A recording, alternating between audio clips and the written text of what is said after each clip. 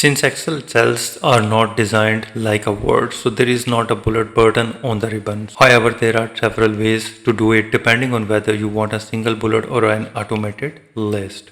For example, if you want to insert bullet in the existing cell, for this you need to press the F2 and place the cursor before the text. And now press the Alt key, and on the numeric side keypad you need to press 7 and release the Alt key, and here it is. This is the Alt key and this is the 7 key. So make sure you need to press both along that. And if you want to insert a hollow bullet, then you need to again press F2 and place the cursor before the text, and now hold the Alt key, and on the numeric side keypad you need to press 9 and release the Alt key, and here it is.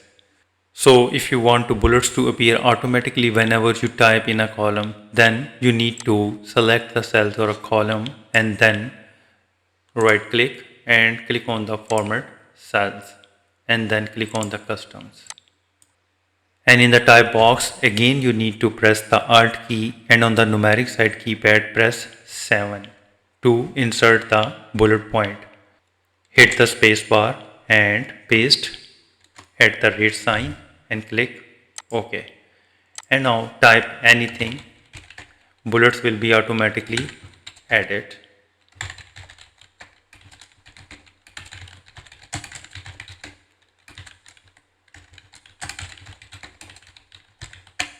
So here you can see that. So this is pretty simple and easy. I hope you like the video. If you think this video is helpful, please support my channel. Thanks for watching.